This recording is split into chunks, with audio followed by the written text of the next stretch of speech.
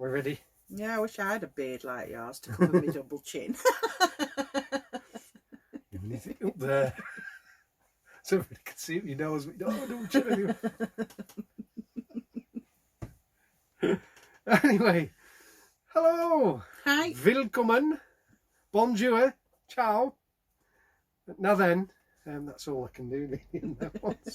Welcome to the video. It's a Q&A one today.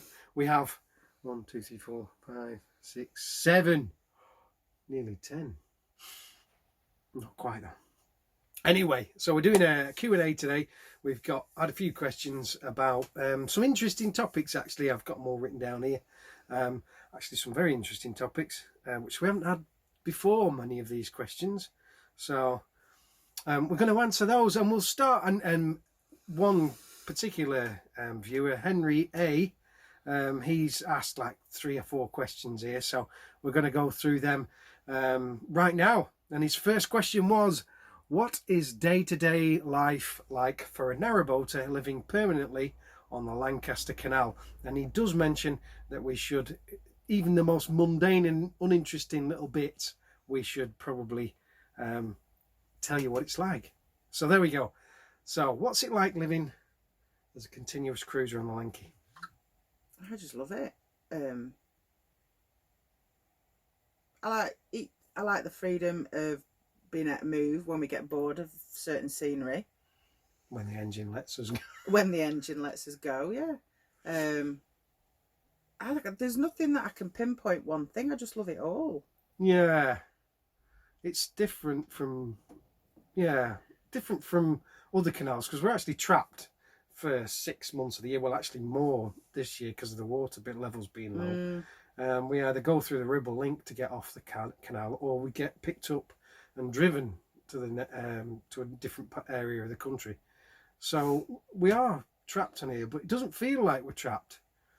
No. Only when we can't move, that feels a bit like we're trapped. Yeah, because we were stuck on the Glasson, weren't we, on the basin for, was it 6, 7 weeks or something? Yeah, yeah, and that can present problems. And it was still a nightmare coming up because the water had been so low, and I'm assuming because the sun could get to the bottom, the weeds had grown so much. Yeah. So we manage all right. We work, well, you work locally, don't you? So it's quite handy for us to be on this canal at this moment in time, because we can get everywhere we need to be. We've got family here, so we can. It's a sort of a good base. It's like a really big base for us, isn't it? But we have that difference of 42 miles difference, really. We can be up at the top to Whitfield, which is a lovely little area. We like that in the winter time because it's quieter up there and people don't move about as much. But we would want to move more often if we could, really. There are issues with mooring up in certain places, and it's not really anything to do with trouble from people. It's the actual banks, because you can't get in far enough with the narrowboat. It's right for the little GRPs, the yogurt pots and that floating around, but yeah, and it's quite a good little community around, isn't it, really? Yeah, we enjoy it. Very supportive. Yeah, and there's plenty of service points where we can get water, we can empty toilets and do that, and they're in quite good condition. Sometimes, I mean, there's been a bit of trouble at the Lancaster one over the summer with homeless people breaking in and making a bit of a mess of that. But on the whole, they're pretty good looking toilets, really, aren't they? Yeah. You know, facilities points are quite good. Got pump out and things like that. There's a lot of hire boats on here. There are more than what I thought they would be when we first moved on. Mooring can be a bit of a problem at times if you set off at the wrong day. All the good mooring spots are taken up, and it's the first summer that they've actually really come out, because the past 2 summers, because of COVID and what have you, people haven't been coming out. Wobbling the table, everybody will be like drunk. Yeah, but you're right. Yeah, it is. There's a lot of loads have come out. Yeah, and it's always nice to see. Yeah, it's been a good summer, really, isn't it? It's been nice. Yeah. So the other things, getting gas and gas bottles and fuel has been difficult. I don't think there aren't any fuel bolts on the Lanky. I don't think it's probably not worth it. No, because they're most people are leisure boaters. There's quite a large community of full-time continuous cruisers, but you know, we all just nip down to the garage. So you know, we spoke to a couple just the other night actually, Mark and Karen. They're on, what was it? Living the Dream. They're about Living the Dream. It's a new boat. Lovely couple. Yeah, and they needed fuel, and because the difficulty about it is you can either go to Glassendock and use their fuel point, or Aquavista has one, or you're travelling a long way. You know, Moon's Bridge Marina I think does fuel, but I'm not sure about the other marinas, you see. And once you get past Lancaster, the next marina is Chewitfield, which is a bit of a drag really. It's a fair way. So you generally use tins, you know, fuel cans, which can be a bit of a... Yeah, because we've never actually been on any marinas though, have we, boat? Not for fuel. No, we did. We went to the Aquavista one when we first moved on. But now they've changed it now. You have to get a card from Aquavista office. We did at Golgate, didn't we? Yeah, at Golgate. That was when we first come down. And it was about £1.50 a litre, and then I had a heart attack. I was like, how much? I mean, red diesel there, what's up with them? I know. But anyway, they now they make you go and buy a card from the office, I believe. I've not really looked at it. So other things that, yeah, like muddy towpaths can be a bit of a pain in the winter when you're taking the dog for a walk.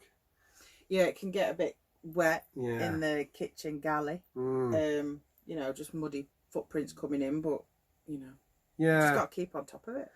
And I suppose from between Lancaster and Golgate, there isn't a water point anywhere near there, so that's it's about a 2.5 hour trip to get water, because once you're facing south you just keep going south. There's nowhere to turn round till Bridge 90, which is a fair old way. That can be it is a fair old way. It takes you about an hour, doesn't it, to get there?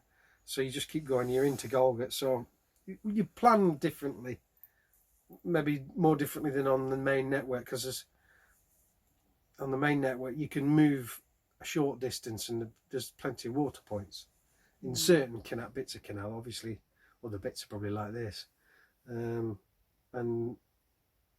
yeah, but other than that, I think that's I think the mundane things are like, if the engine's not been running, we've got no hot water, so it's a case of I've got separate kettles for boiling water for washing the pots and having a wash and what have you.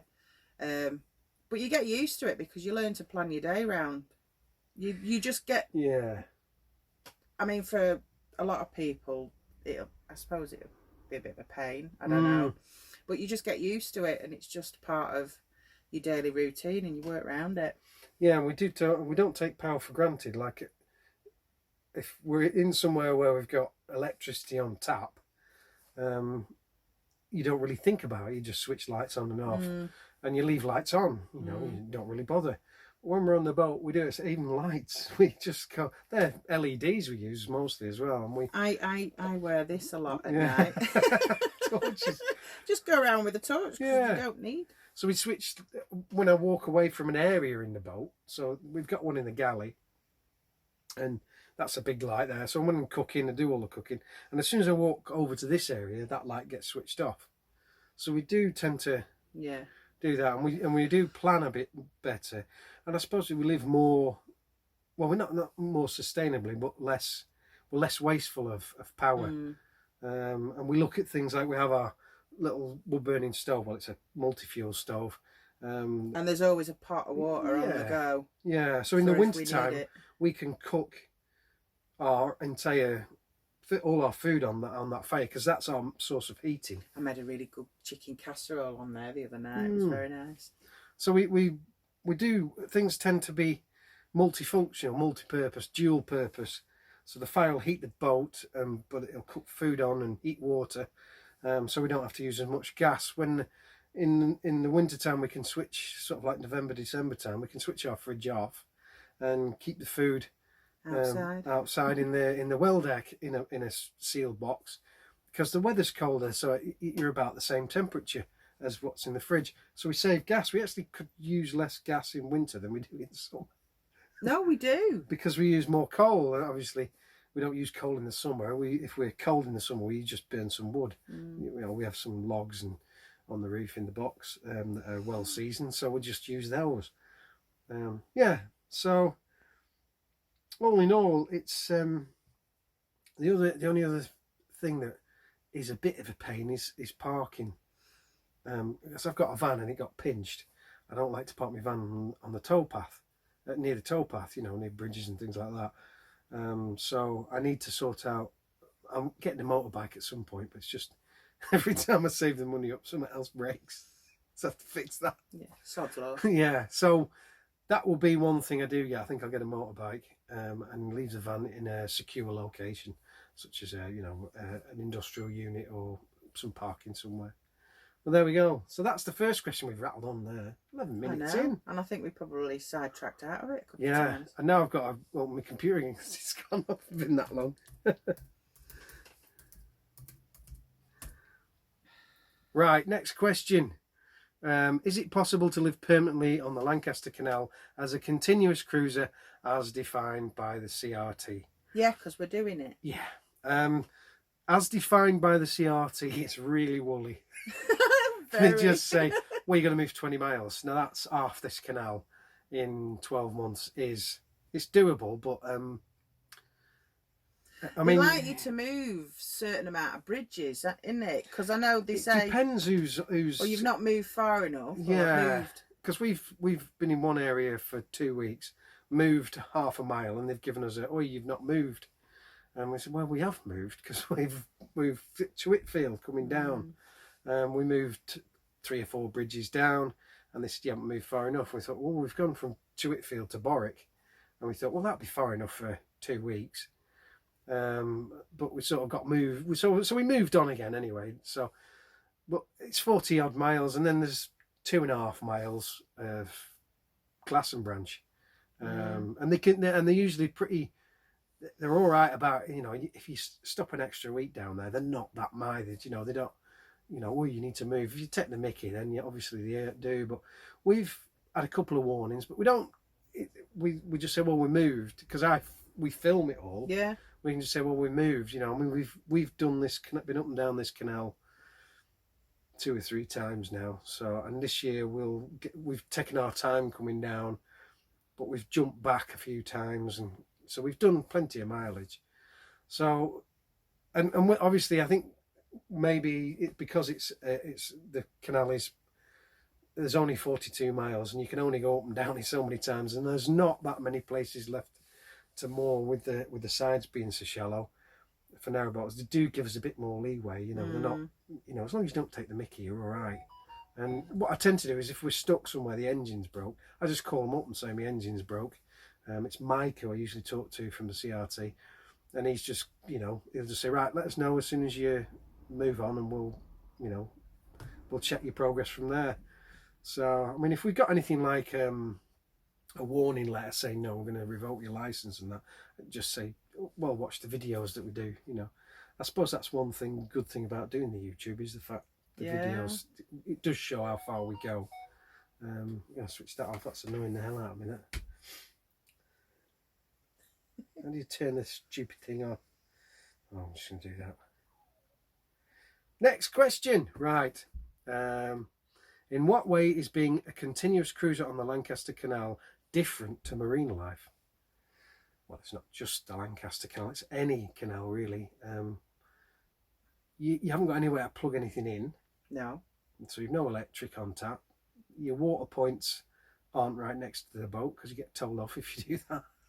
You can't moor right next to a water point. You don't feel like a sardine in a sardine tin, because a lot of marinas, you're very close to one another, aren't you? That's one thing you don't like about marinas. You could fart and the neighbour would hear you, and it's just no. Just no. You open your curtains and because you it's quite close together. Some of them you can, yeah, not all of I them. mean, the linear moorings are okay, and we've only really spent probably 2 weeks and 1 day in marinas. It's when we first got though, wasn't it? And it was nice and everything, and electricity was the on tap. Convenience and and the Brilliant. electric and what have you, it's all great, but actually staying on there for a long period of time, because we get bored after 2 weeks, don't we? yeah, Really, we always want to move on. And even though it's more in very similar areas, you know, in Lancaster there's only 2 or 3 areas we can moor in. We've got to move about. We've got our favourite spots, which I think everybody does. Where you know, wherever you're cruising or wherever you're based, there's always favourite spots, isn't there? There is, yeah. So I mean, we're looking that way because we know we can go to certain areas at certain times of the year, and there'll be nobody there. And then at the same time, we can come into Lancaster and be in the middle of a city, and it's great for you. Everything's dead close by. Yeah, but when you're moored up outside the Water Witch, there's no internet. There's no internet, and I think it's because the hospital's behind you, and then right in front of you there's all those student flats, apartments, whatever you want to call them, and I do think it. I don't know. It interferes with the internet signal. It does, yeah. So there we go. Marina life, I suppose you got more security because you can park there. Yeah, you got parking. Jobs on the boat. We may well go into a marina at the end of this year, sort of like December time, because we've got repairs to do to Laura. Well, not repairs. We're rejigging the bed. It's work we want to do that we don't necessarily want to do on the towpath side. Sometimes it's difficult to get stuff to the boat because you might be a 5, 10, 15 minute walk away from the bridge you parked at. So we may well keep tuned. We may well do that, but I think it'll bore the hell out of us. It'll bore us rigid. You can't move. Well, you can move, but you might as well have a house. I know. That's the thing. I'm looking forward to doing the work. I've ordered a new mattress. That's coming up. Spoiler alert. I know. Anyway, right, next. GRP cabin cruises. Very common sight on the Lancaster Canal. Does anyone live on them full time? And in what ways are their lives different from those who live permanently on narrowboats? Yes, because there's a couple at Twitfield. Well, there's a few couples at Twitfield that live on there. Well, they're up and down. You know, you get some of them. Mostly it's within this, on this canal. Mostly it's people maybe have fell on hard times, but have managed to get a boat, and you know you can live really cheaply on the boat. I suppose it's just being in a GRP cruise is like being in a caravan. It can be quite cold, and I don't mean like narrowboats. Everyone says, "Oh, narrowboats are cold." Once you light that fire, especially like a when sauna. you bloody light it, damn Should thing, you it's like you know, it's 40 odd degrees, and I'm sat out on the well deck going mad because I get all grumpy when I get hot and sweaty. Oh, he's a right grumpy pelican. But I suppose it's similar for those boats, but we've got like plenty of insulation, and a lot of the GRP cruisers don't. So a lot of the people I'm sure there's things that they'll do that make it warmer. Yeah, they are insulating as they go along, sort of thing. But there's not a lot of room either. So I suppose it's like living in a caravan. You didn't switch it off. You didn't do the magic stupid thingy. Thing. Let's throw this in the canal. There, power off, power off. Yeah, then do the magic thing. There you go. It's off. That should shut up now. He's a grumpy shit. Anyway, so yeah, there are people who live on it. They are able to moor pretty much anywhere because they can get right into the side, and it doesn't really matter. Yeah, they always do. They always manage to get right in, and then we're a mile off. Yeah, there's a couple down there at the moment towards Lancaster. I had to go and save one of them because when the storms come, off it went. This boat just come right past the window. It was really close, and I was like, eh? So I had to do that. A lady called Sam, I think, owns it. I think it's a lady called Sam, and she had to come out and look at it, make sure it was all right. Because I managed to grab it in and I put it the pin through the armco, hoping that I'd hold it. Anyway, it's not budged, so it looks like everything's all right. there's a lot of work happening on that one. I think that's going to be a liverboard one, bad looks thing. But I suppose it's like living in a caravan. It's tiny. It's more difficult to retain heat in it. Because, you learn to live within the space that you're given, though. Yeah. And you do. But they have everything that a narrowboat has on: cookers, fires, fridges, beds, toilets, showers. You know, they're just smaller, shorter, and a little bit wider in some cases. But yeah, it's a lot on here as well, because it's mostly leisure cruises around here. So there's a hell of a lot of GRP cruises. Yeah, unfortunately, they do get damaged a bit because there's stuff on the canal. Oh, a couple of robins. Where? You and nature, you never see out. They're on them branches there, the brambles. Can you not see? No. You're lying. Oh, there it is. That's spotted nature. There he goes. Or she. Oh, there we go. Right, okay. Well, thank you very much, Henry, for those questions. I hope those answer them. If you've got any more, you know what to do. Stick them in the comment box wherever you choose to put it this week, and we'll do our very best to get back to you. Next one's from Andrew Hearn, and this is why do boats pass on the right? I have no idea. Well, I've read up on it. Oh, have you? Yeah, I was doing my homework in that. And there's loads of different reasons why they pass on the right. Some are myths, some are not. And it seems a consensus is that the loaded boats were on the right-hand side of the canal. They were towed towards the unloaded boats. They usually went on off the towpath, if you know what I mean. I don't know, maybe it was because they were easier to handle, the emptier boats were easier to handle and tow and what have you. But that's one view. There's loads of other views and conspiracy theories. Well, I'm not getting to them. It's too long. But that seems to be the general view, is the fact that loaded boats were... What happened when two loaded boats came towards each other? I don't know. Well, if they were opposite, they were both going to be on the right anyway, aren't they? No, well, what I mean is... right going that way, right going that way. Well, true, yeah. I don't know, maybe it's all wrong. I've no idea.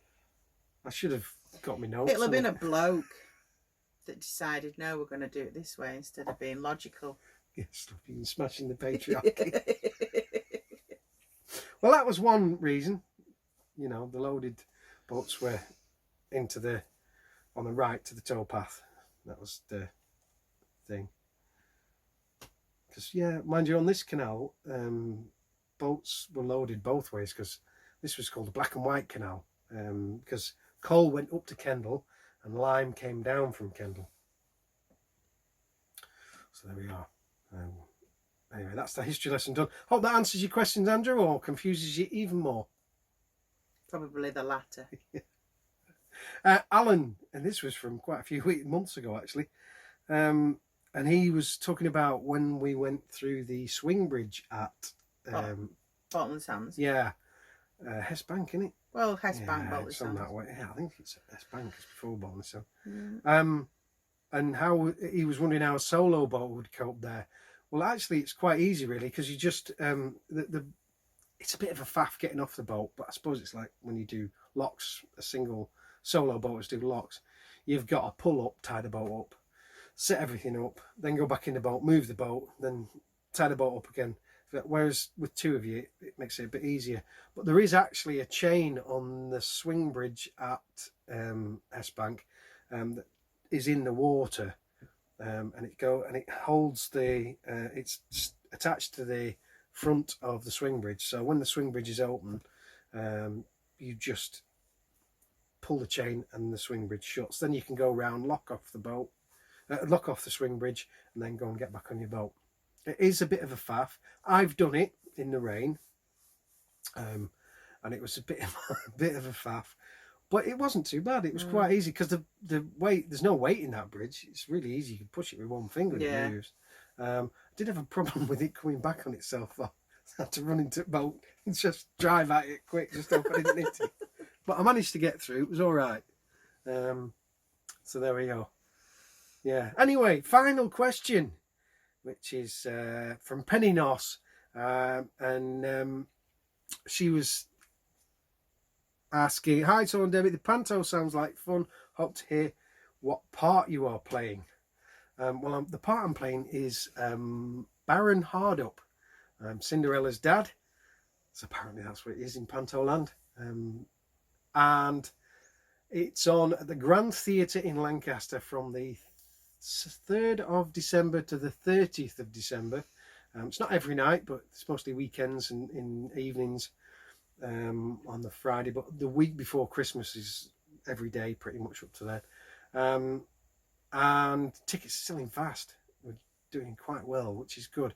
All the proceeds from those ticket sales go towards the Grand Theatre. None of us get paid. We're all volunteers, amateurs, if you would say. And it's for a good cause, and we enjoy doing it. It's been a good laugh. We've got some good dancers this year, and the kids all love it. You know, we have little kids running around. It's quite a lot of fun. You love doing it though, don't you? Yeah, I enjoyed it. You know, I fell into it out of I wasn't really intending to do any of that sort of stuff. I volunteered at the theatre to do set work, you know, building sets and maintenance and all that lot. And yeah, Kevin, who I was talking to, and he was the guy who did all the sets, he then got me in a 7-foot goose suit for all the goose. So yeah, and ever since then I caught the bug, and I quite enjoyed it. Well, the reason you went into it is because you had a period that you were out of work. It was. And he was bored at home. Apparently housework is really easy.